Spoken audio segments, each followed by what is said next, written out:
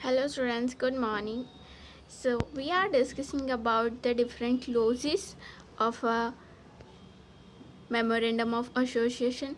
We have seen name clause, registered office clause, then object clause. Now in object clause there is one doctrine which is doctrine of ultra vires. In this we will study that company have some objectives and company cannot run beyond their objectives. मतलब कि company के जो objectives होते उनके बाहर जाके उनके बाहर के एरिया में कंपनी वर्क नहीं कर सकती. तो ये होती है डॉक्ट्राइन ऑफ अल्ट्रा वायर्स. तो ये हम स्टडी करेंगे. A company can pursue only those objects which and are clearly mentioned in its memorandum of association. तो कंपनी किस ऑब्जेक्ट्स के लिए वर्क करती है, तो उस ऑब्जेक्ट्स के लिए जो उनके मेमोरेंडम ऑफ एसोसिएशन में मेंशन किए गए होंगे. कंपनी ओनली उन ऑब्जेक्ट को अचीव करने के लिए वर्क करती है. तो वो ऑब्जेक्ट जो होंगे, जो ऑब्जेक्टिव्स होंगे कंपनी के, उससे कंपनी का एरिया डिफाइन होता है. तो कंपनी उस एरिया के बाहर जाके दूसरे ऑब्जेक्टिव्स अचीव नहीं कर सकती. A company possesses only those powers which are either explicitly or impliedly conferred upon it by virtue of its memorandum of association.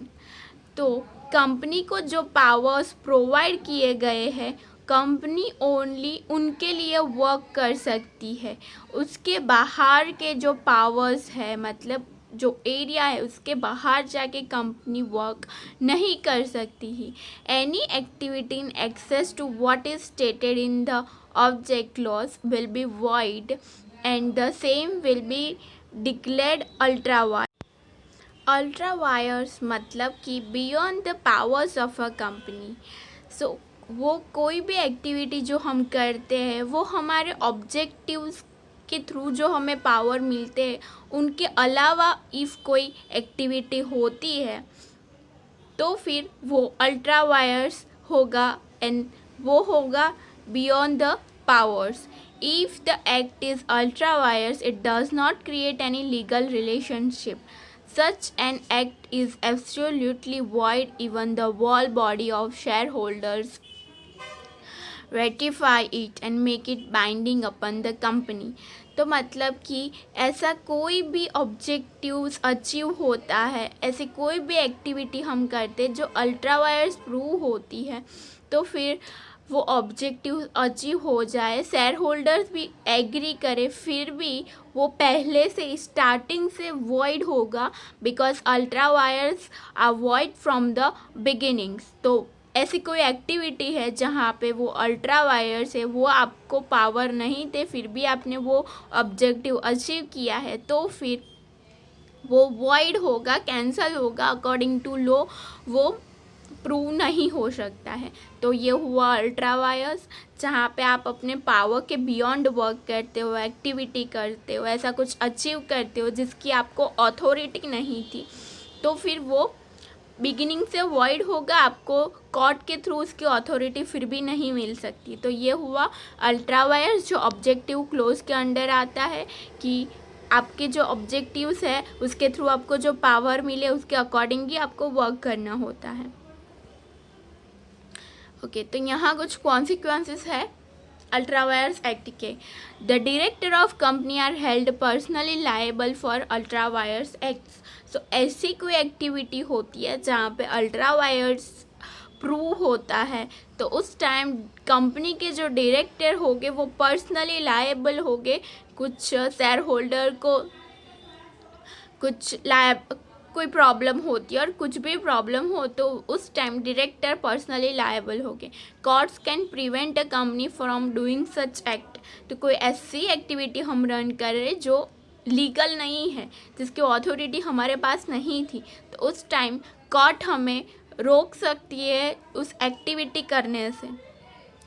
Ultra vires contracts are void.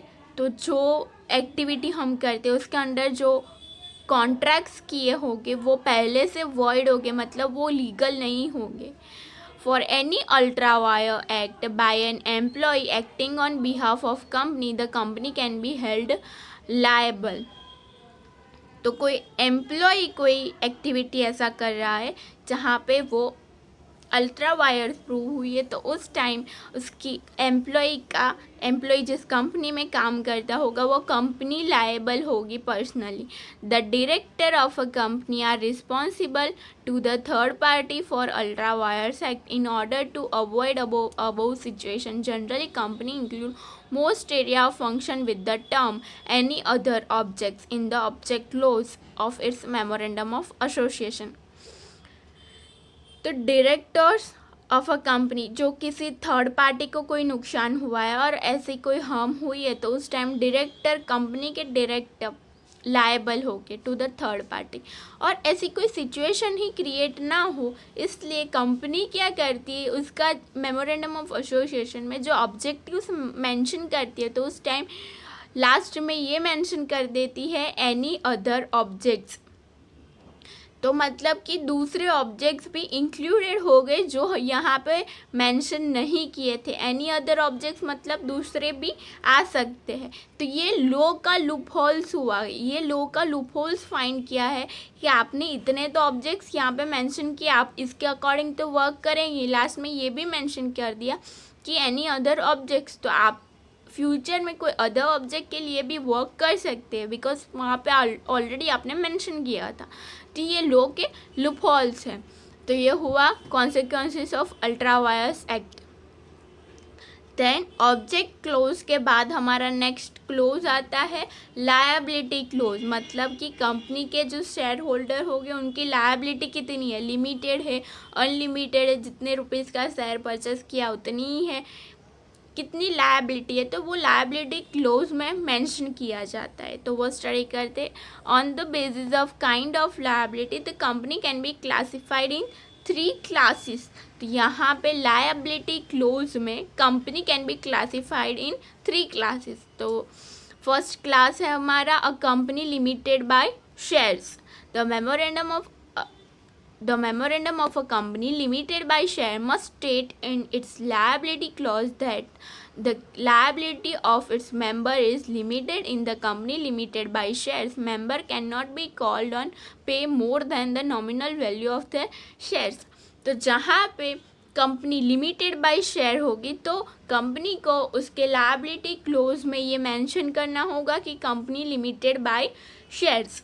तो उस टाइम जो कंपनी, इससे हमें क्या idea मिलता है ये लाइन से कि कंपनी जो होगी उनके शेयर होल्डर की लायबिलिटी कितनी होगी, तो उन्होंने जितने शेयर परचेस किए हैं उसकी नॉमिनल वैल्यू ही उनकी लायबिलिटी होगी, उससे ज़्यादा कंपनी मंगवा नहीं सकती.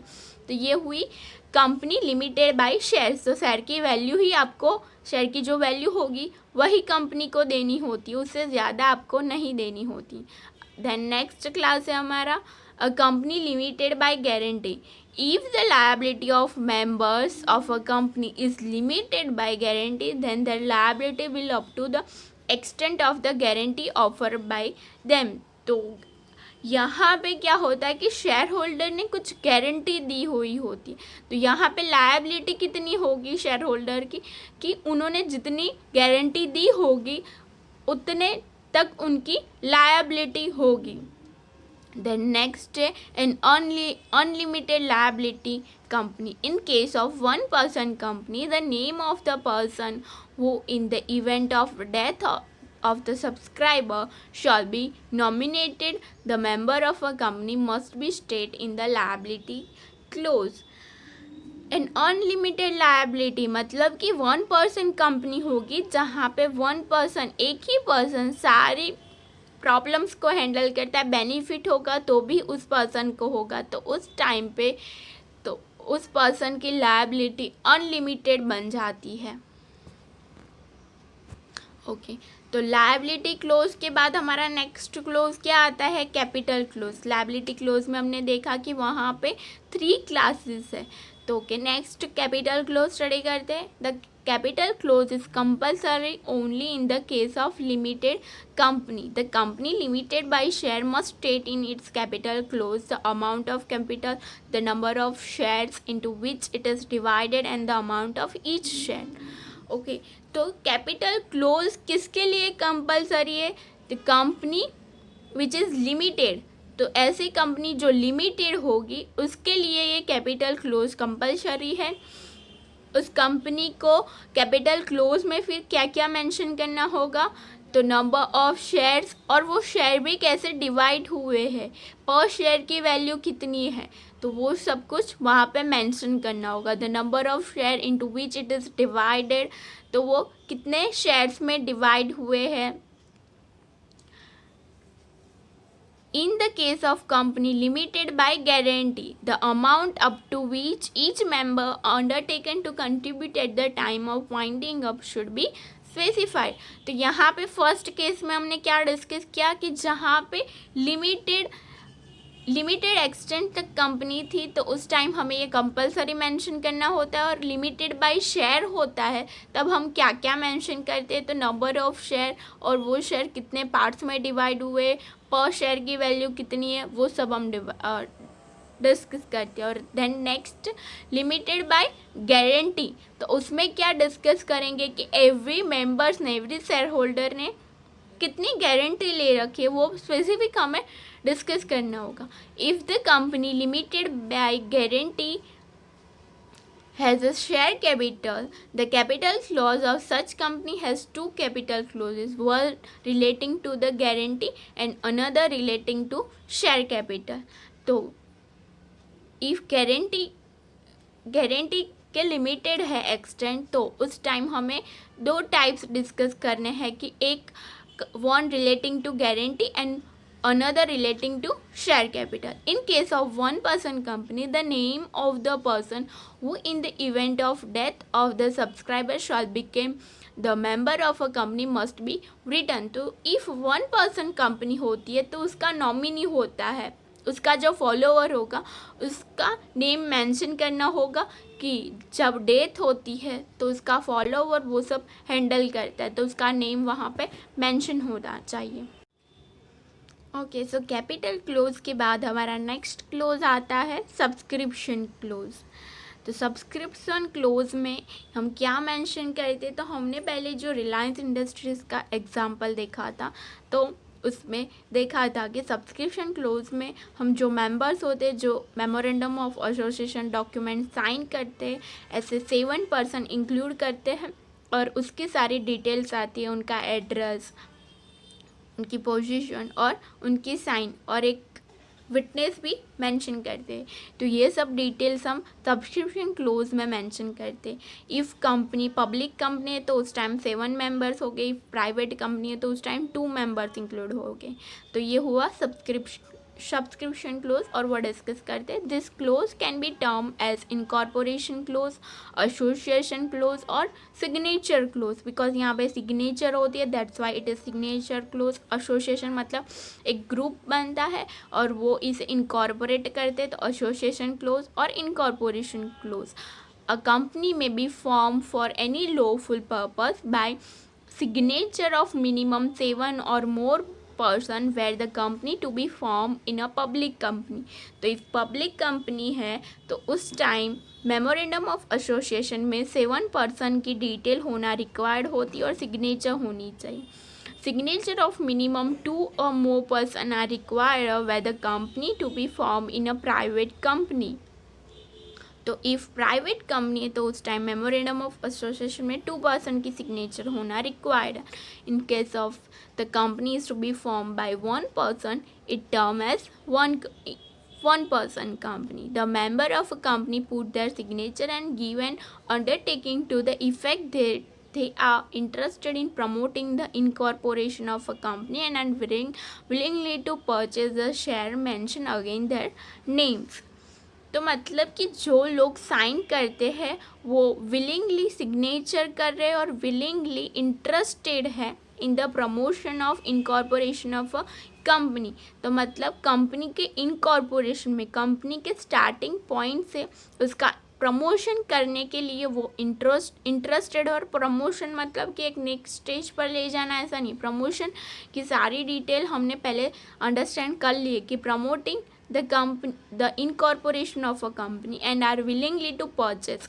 तो मतलब कि जब आप डॉक्यूमेंट साइन करते हो, मेमोरेंडम ऑफ एसोसिएशन, सब्सक्राइबर बनते हो, तो उस टाइम पे आपके नेम के सामने आपने कितने शेयर परचेज किए वो भी मेंशन किए होते, तो आप विलिंगली वो शेयर परचेज कर रहे हो। The name, address, detail about the work has to be provided and attested by a witness. Such member are called signatories. तो आपका सारी डिटेल, एड्रेस, पोजीशन, सारी डिटेल वहाँ पे मेंशन होगी, इवन विटनेस भी होगा। तो आपको जब आप डॉक्यूमेंट साइन कर रहे हो तब आपको क्या बोला जाएगा, सिग्नेटरीज। तो सब्सक्रिप्शन क्लोज में क्या मेंशन होता है कि जो डॉक्यूमेंट साइन करते हैं ऐसे पर्सन की डिटेल्स आती है, उन्होंने कितने शेयर परचेज किए, उनका एड्रेस, सारी उनकी डिटेल्स होती है। इवन विटनेस की सिग्नेचर भी वहाँ पे मेंशन होती है।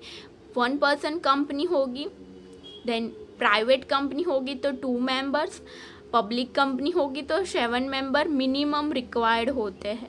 तो ये हुआ सब्सक्रिप्शन क्लोज। तो अब तक हमने सारे क्लोज अब डिस्कस कर ली है। फर्स्ट नेम क्लोज, जहाँ पे कंपनी का नेम मेंशन होता है। पब्लिक लिमिटेड होती है तो हमें पीछे मेंशन करना होता है, प्राइवेट लिमिटेड होती है तो प्राइवेट लिमिटेड मेंशन करना होता है।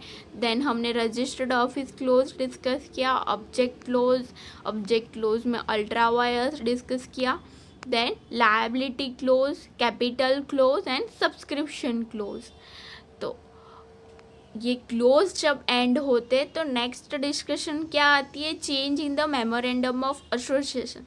तो क्लोज फिनिश हो जाए उसके बाद उसमें जो चेंज करने होते, तो इफ कोई चेंज की रिक्वायरमेंट होती तो वो फॉर द प्रोसीजर क्या होगी वो हम नेक्स्ट डिस्कस करेंगे। अब ये क्लोज हमने डिस्कस कर लिए, तब उसका जो एग्जाम्पल था वो हम पहले देख लेते हैं ताकि आपको वो फिर से समझ आ जाए।